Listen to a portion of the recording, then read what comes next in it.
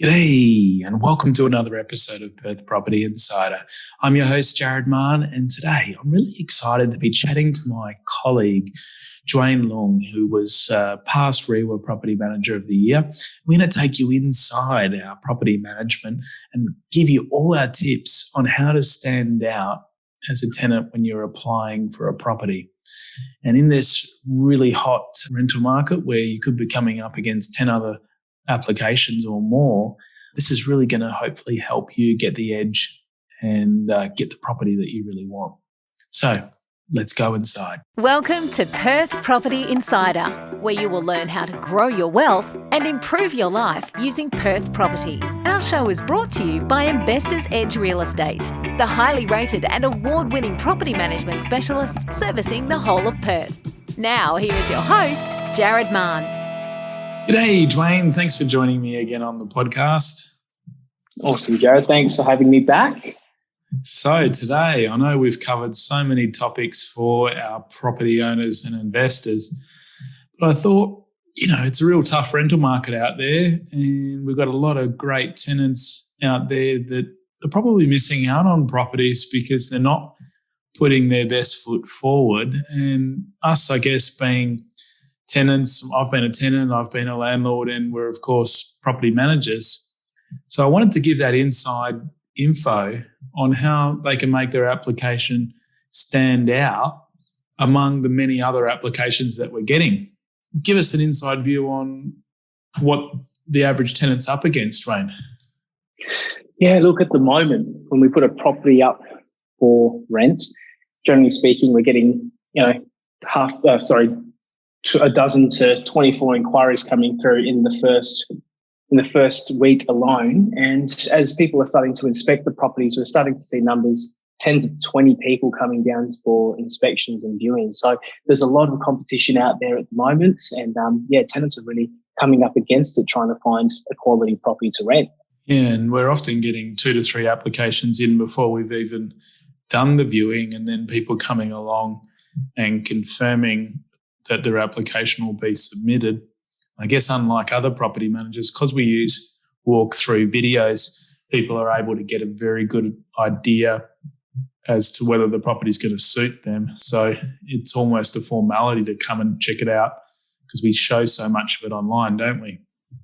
Yeah, that's right. Exactly. So we do receive a handful of applications prior to even a viewing being conducted, as you mentioned, and we can actually pre-approve applications too, which reduces the turnaround time and the vacancy periods for our landlords. But more importantly, it gives those tenants a house and a home.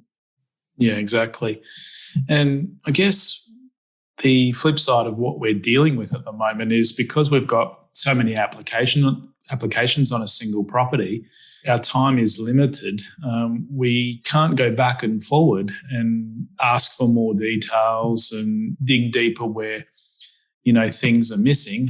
If we've got the time, we will. But if we've also got 2 other applications that are fully complete, that are fully standing out, then every property manager is probably just going to go with the sure bet option that's in front of them, find the best tenant, approve them, and get on with renting the next property. Yeah, precisely. There's a lot of work to be done when screening an application and making sure the right tenant moves into a property. So if the application has been completed thoroughly, it makes our job a lot easier. And just to put it into perspective, we have a property presently in Cannington that's been on market for 15 days, and we currently have 13 applications on it. So it's pretty crazy to think that that's the amount of choice that a landlord has, but it's even worse for tenants when they've got that many to compete with to be chosen as the number one.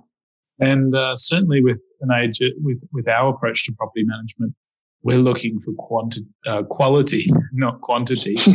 And we are spending the time to go deep, thoroughly screen the applications much more than the average property manager would. So all the tips that we've assembled here going to help especially when your application's up against many others, and help when your application's being more scrutinised. But of course, when you're not up against others and you've got a property manager that isn't going to the nth degree, then it's only going to help you too, isn't it? Yeah, precisely. I think at the end of the day, you want to stand out. Exactly. So let's start at going along to the inspection, what are some things that tenants should be aware of as to how to start things off right? Well, I know for sure. It's one thing that I do, and it's actually part of our process with screening tenants, is really getting to know the tenant at the inspection, at the viewing, and taking in that first impression. And look, people often say, oh, first impressions don't matter. In fact, they really, really do. And things that we're looking for, the condition of your vehicle, how do you keep your car? Because if you can't keep your car very well, and as you step out of your vehicle, McDonald's rubbish falls out on the floor. If you're seeing that as a property manager, a tenant not looking after their vehicle indicates or potentially can indicate that they're not going to look after the property too. Now, of course, don't get me wrong. We don't judge a book by its cover, but if you're going to buy a book, you read the blurb. So I think it's really important that those first impressions, dress to impress, when you walk through the property, actually have a bit of manners about yourself and get to know the property manager too, because the more communication you can have with that property manager, the better chance you've got of getting responses, and not only that, but being the favourite application or the favourite person to be put forward for the property too. Yeah, it's those good interactions that we have that stick. Adding that, the face to a name later when we see an application come through, and you can't help but favour the people that you've warmed to and you've built some relationship with at the viewing, can you? Yeah, no, you almost want their application to be good. Yeah, that's right. That's right. So, look, I mean, other things that you can sort of look at when you're inspecting the property, just make sure you've got your Safe WA app open. And I think for me, what's really, really important as well is that they can follow our process. And for our process, that's to register before coming to the viewing. So it indicates to me, if they can follow our process prior to inspecting the property, that moving forward with the actual property management, I've got a bit of faith that they can follow our process through the tenancy as well. Exactly. When people just rock up and it says in the advert, please register beforehand, gives them all the details. It's almost like a first little hoop to jump through that if you can't get that right, we're going to struggle. Yeah, bit of a small red flag there. Like I said, it's not a deal breaker. None of these things are, but all the 1%ers count, and they add towards a favourable application. Look, when I go to show a property, especially on the sales side, I also don't park my vehicle in the drive, and I try to leave that for people coming along to view the property. But if the manager is parked in the drive, I also like to see, is the tenant parking the manager in, so that they can't get out. And often we've got other viewings to get to. There's tenants that can take longer, block us in. That's all. It's all just a sign of, respect and whether they're being conscious. So, yeah, I think that common courtesy comes really out there. And the other thing to look for as well as property managers, so be on your best behaviour, tenants, because we are looking at how you speak to your partner and how you look after your children and things like that, because at the end of the day, if you can't control your children or help your children behave well at a 5-minute, 10-minute viewing, if the children are running around the property and slamming all the kitchen cabinets and pulling on all the blinds while you're inspecting them. Yeah, that's right. Exactly. So if these things are visible to the property manager in that 5 to 10 minute viewing slot, that does put question marks around how the tenants may choose to control or get those kids to behave during a tenancy of 12, 24, 36 months when you're, as the property manager, not standing there and being able to make sure that the things are running the way they should be. And great. So when it comes to submitting your application, one thing I don't see from the majority of tenants, which would really help a tenant stand out, is a cover letter. So take us through some of the things that the tenant could think of putting in this. Now, I'm not talking about endless encyclopedias. We don't have time to read that. This should be 2/3 to 3/4 of a page and really be focused on the things that matter. So what might they be, Jewayne? Look, I think coming back to it, stories sell. Stories sell a message really, really well. And in this particular case, as a tenant, you're trying to sell yourself. So when you're writing a cover letter, give us a little bit of background on who you are, a bit about your family, where you've been living, why you're moving. Paint us a bit of a picture so it makes a bit of an easier job for us to understand who you are in a quick summary and where you've been. What you liked about the house as well is really important to us. And how long do you plan to live there? I think that's one of the biggest factors for not only the property managers, but the owners as well. Usually, most property investors want long-term stable tenants paying a reasonable rent.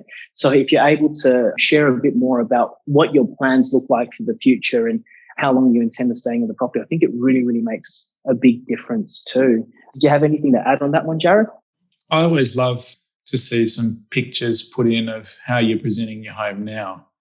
Now, you might think, oh, this is going one step too far, and what right does the property manager or landlord have to see how I'm presenting things now? But again, it's not compulsory, but if you've put in there, and it just helps you become a real person and also show, whether or not you take pride in how you present things. And I know it shouldn't be a factor, but, if an owner is thinking about selling in the years to come, and even if they're not, it really stands out that if a tenant is presenting the property well, it's only going to help them in that endeavour. Now, this could be 2, 3, 4, 5 years down the track, but it's a big factor that can go into the consideration.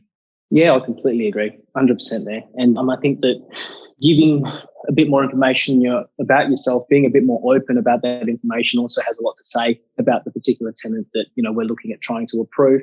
And, if you think that a story sells well, a picture paints 1,000 words, a few photos. Really got the metaphors happening today, haven't you, Jewayne? Precisely. Hey, I'm usually the one that provides these. Still in your job. Yeah, tell you. Let's not forget the furry friends of the world, because most tenants do when they're putting their application together. I always suggest that you include a profile of your pet. Now, this I would suggest putting in the front cover letter, little section on your pet. What are some of the things that someone could include there? Well, I'll never forget many, many years ago now, this lady, she applied for a rental property with me, and the next day she actually came into the office and brought together this display folder, this bright pink glitter, this beautiful display folder. And it was actually a dog resume, funnily enough. And, how old was the dog, all the photos of the dog, how often it was groomed, all of this extra information that no one really actually asked her for. But when she provided that to us, again, that shows that extra level of commitment and how much she actually cared for a pet. And what it did for me was it gave me the confidence to know that even though the property may have had, say, wooden floorboards or carpet where the claws may have actually scratched up the floorboards or damaged and frayed the carpet, this lady really, really cared a lot about her pet, to the point that if they're getting groomed every couple of weeks, it's more often than I get a haircut. So, for me, I think that really sold the idea of that dog, that tenant, that application. And in fact, she did get the property too. And it was a lot easier for me to convince a landlord of the fact that the pet was going to be good because we had data and information, and that was amazing. So for me, I think adding things like photos, the details of your council registration, are they toilet trained? Are they a puppy? Or, have they actually had rental history before? Yeah, it sounds weird, a dog with rental history. But these are things that are really, really important to add into, this information to make your application stand out. Once again, if you stand out for the positive reasons, there's a higher chance of you being able to secure the property as well. And who doesn't love a cute dog photo? I mean, that's going to sway the property manager's heart right there. So when we were renting many years ago, we put a lovely little bio together on our dog, Bella. Had a photo with her wearing one of her little outfits as well, just melted your heart, and certainly conveys confidence to the manager that you're going to show the same care in how your pet goes in the house. Yeah, so precisely. Yep. Now let's get to the meaty end of what they're putting in. So what should they actually think about putting in their application, and what are some tips around that side of things? Okay, first and foremost, just make sure the application is 100% fully complete. Okay, don't miss any critical data. Don't miss your identification. Oh, big one. God, if we had, tell you what, mate, if we had $1 for every set of every application without ID that's submitted, I know. Retired right now. Well, that's it, right? So just make sure, double check, triple check before you hit that submit button that you've got all that information there. And before you do put any references down, just a tip, let your references know that someone's going to call them, please, because there are many times we've put in these application calls, these reference checks calls, And what's actually happened is that they don't know that you're moving. They don't know. They don't want to share the information. And then we need to go back to the tenant and ask them to pass the permission on, and it delays the process. So make sure that references are expecting a call. And I think that's probably the number one thing that I can suggest, because, we come up against that a lot. Yeah, definitely. And one of the other things that seems to be missed out is a copy of your current rental ledger. Now, most tenants may not even know such a thing exists. So your rental ledger has all of your payment histories. It shows when and if it may have ever been breached.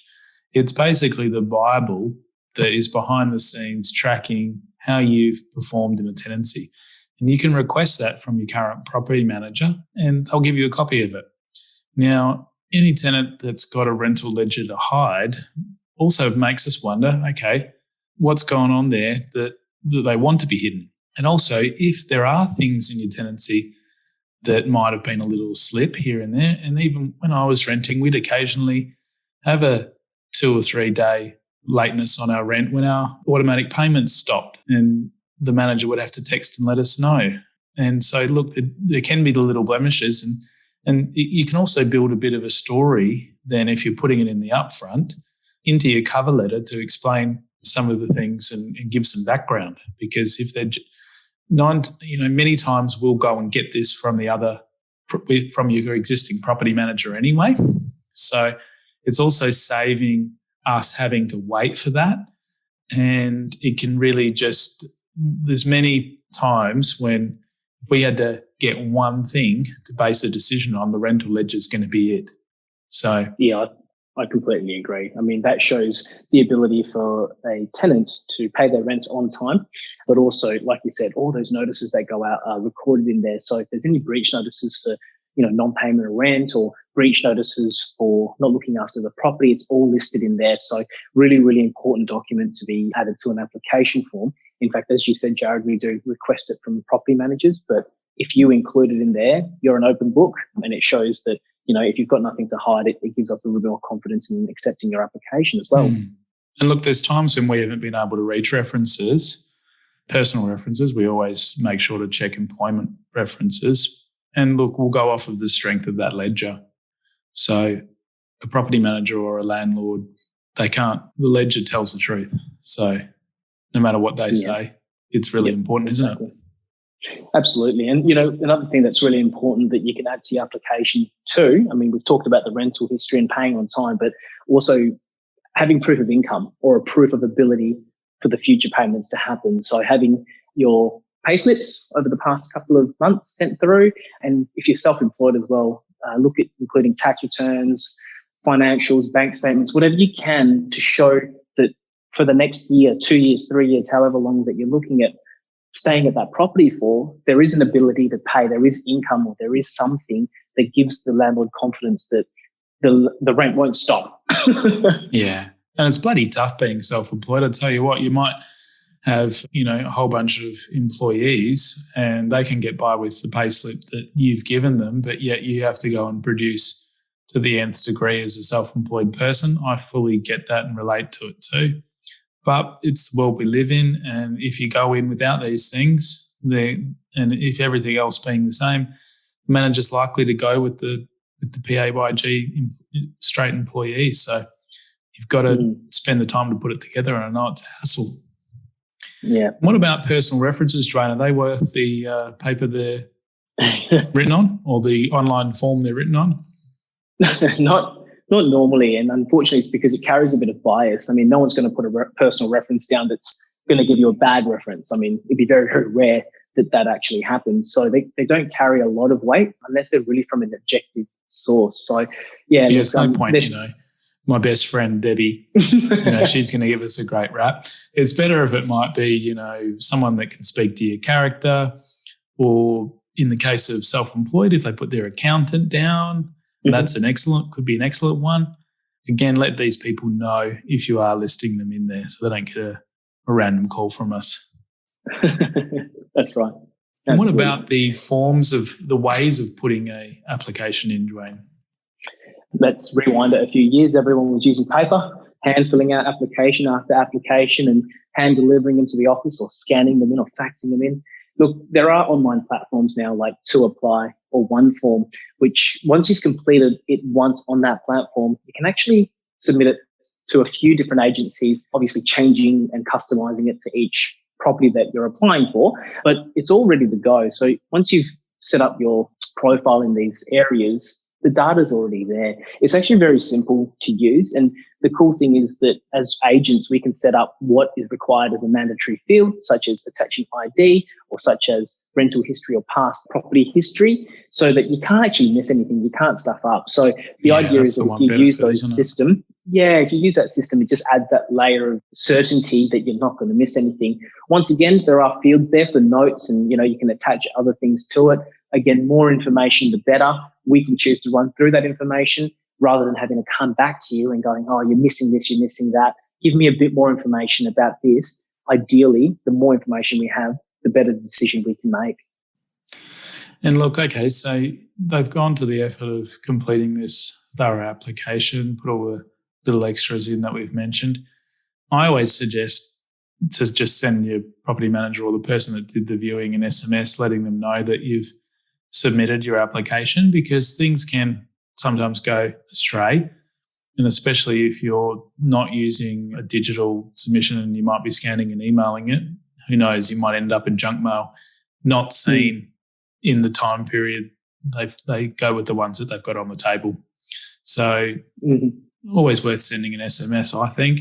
It also just shows that you're a good communicator. So yeah, and that is actually something we genuinely look out for. We don't want tenants that move into our properties that don't communicate, that drop off the radar. I mean, they might pay their rent on time and look after the property, but we want a good open relationship where we can communicate well. So it is a good start if you can get on the front foot and be proactive with your communication as well. Now, when it comes to price, what should tenants be thinking about with regard to what to offer? Well, in this marketplace with so many applications, what we have seen is tenants offering more than what perhaps might be asked if they really, really don't want to miss out on a property. And I understand from a tenant's perspective, you've looked at 10, 20, 30 properties and you've been missing out time and time and time again. So look, if you've got two applications, all things being equal, and one's at a slightly higher price than the other, as a landlord, as an investor, there is a tendency to take the one that will provide you with more return, because let's face it, as an investor, we're in this to make money. So, it's a real thing. So if people are looking at offering a higher price, yes, it's happening. And yes, it has secured tenants' properties in the past, and I think it will continue to do so moving forward. Yeah.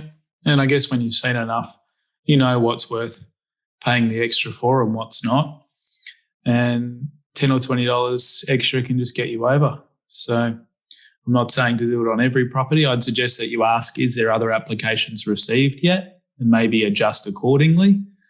And that way you're getting some feedback before deciding. Yeah, I think that's a good idea too. Let's run through a bit of a hit list as to what actually weakens your application. And I just wanted to end here because, let's face it, we've all got strengths, we've all got weaknesses, but if we can be aware of how to, I guess, enhance or improve some of our weaknesses, then this would be a really great thing to cover, Jewayne. So what are some of the things that weaken an application? Look, unfortunately, rental history is a big one, or their lack of it.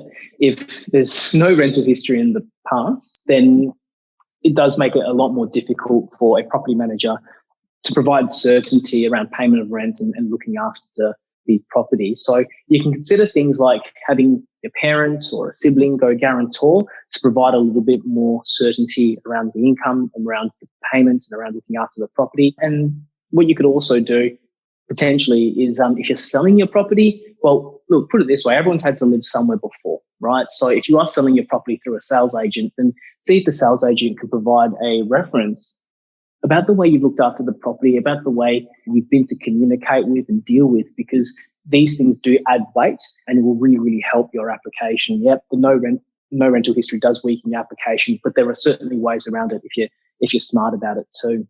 What about renting privately, Jewayne? Because it's a good one. Yeah, it's tough when tenants they're none the wiser. They might be looking at both managed rentals and private rentals, especially in this market. it might be a case of what they can find first, but they don't realise until they go to find another property down the track that they might have actually shot themselves in the foot a bit. Yeah, I tend to agree. And look, I do put a bit more weight on a property manager reference than I do a private landlord reference. And the reason for that is we have quite high standards as property managers that we must adhere to. But not only that, we also have a track record of everything that goes on, also known as a tenant ledger. With a rental that is privately managed, the tenants will be behind in rent. There's no ledger. Yeah. A breach notice is issued, there's no ledger. So for us as property managers, they a good looking tenant? at data. Private landlord? Yes, they were a great tenant. They just, very often, you can't be sure if they just want the tenant out of the house or whether they're legitimately saying that. We've got no ledger to back it up either. So that's the trouble with it. And that's right. And the other thing that adds a little bit of weight towards the property manager is, there are routine inspections conducted as well. And that's one thing that you can add to your application that can strengthen it too as a tenant. If you've got a routine inspection that's been carried out at your property and you can forward that to your property manager, it shows evidence that you've been able to look after the place. But with a lot of private rentals, the routine inspections, usually there's a landlord walking in and walking out in about 3 minutes. So yeah, it looks okay, but there's no evidence of the quality of how that property is being looked after, and evidence is everything. And that's why the renting privately thing is a little bit difficult for us as property managers to just accept. Does that make sense? Yeah, it makes a lot of sense, Jewayne. So I guess all you can really do is get back into a managed rental when you can and when you are changing, and probably favour those over, the private rental. And the other thing from your perspective as a tenant, you don't know what you're getting when it comes to a private landlord. And God, we hear so many horror stories from tenants that the private landlord hasn't done their maintenance. They don't understand their rights as a tenant. You can't go on Google and check if they've got a 5-star Google rating like you can with us. Yeah, Mr. Landlord might be listed on Shocking Landlord's website, but you might find them on there. But look, it's a case of knowing what you're getting both ways, isn't it? When you're both the tenant and the landlord. Yeah. And I think another thing that's really important as well is that even if you are renting through a property manager, sometimes you can be at odds with the property manager and you have a really poor relationship with the manager, whatever the reason might be. So, sometimes it might be that there's still a dispute going on with your bond or whatever it might be. But ideally, you really want to make sure that you are having a good relationship with your property manager if you're applying for other properties, because they're going to be the reference. So I guess what I'm trying to say is don't be rude to your property manager. Try and help yourself by helping them and make things a little bit smoother for everyone. And when you are looking at renting a property, and I know this is not on a lot of tenants' mind at the moment because the market is so hot, but try Googling that property manager. So if you're going to, I'm not going to name names here, but if just ABC Realty, whatever it might be, just Google them and see what kind of reviews they've got online. I mean, if they're sitting at a 1.5 out of 5 star rating on Google, then maybe that's not the agency that you actually want to rent with, because the service that you're going to get as a tenant that you're paying for isn't going to be there, or perhaps it's going to be a lackluster service, or perhaps nothing will ever get fixed. So I think that's an important tip that not necessarily weakens your application, just something else to mention, because you don't want to be stuck with the wrong property manager that never fixes anything. Yeah. And look, as a tenant, I've had poor property managers over the years, and I just had to suck it up and still leave things on the best terms possible, because otherwise it would have affected my rating. So, and look, keep in mind that if you are having issues that are really against your rights as a tenant, and the property manager's not listening and you're not getting the answers that make sense, then you can always ask to speak to their licensee and elevate things to get another set of eyes to look at it. Mm-hmm.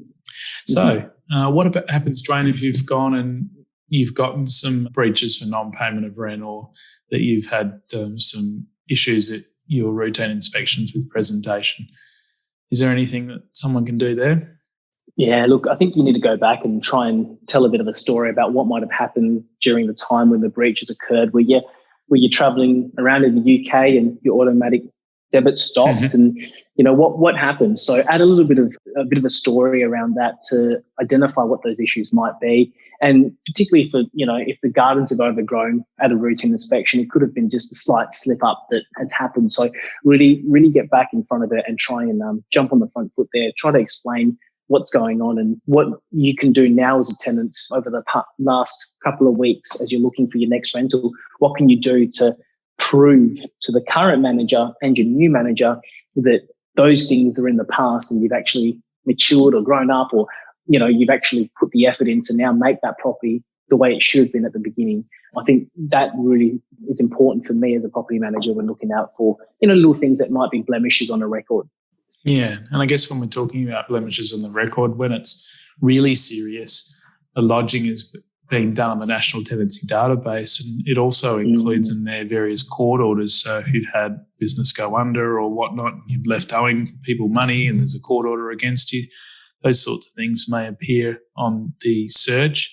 So, look, it's tough. We all face difficult times in our worlds, and if you've gone through that, I guess you just need to look at getting those debts repaid and the records removed and weigh that up.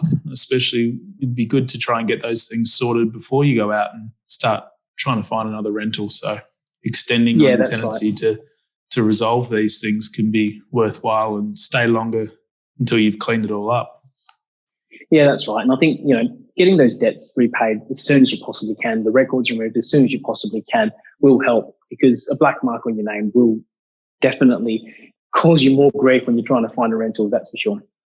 But having said that as well, with regard to the tenancy database, if we do find something on there and we question you or we ask you, don't try and hide it, because we're using government resources here. We're looking at, you know, using your driver's license number or your passport number to actually match up with government data there. And if they've got it wrong, that's fine. You need to look into why that's wrong, but don't challenge us on a whip. You can. Yeah, that's right. But we're not pulling it out of nowhere, Jared.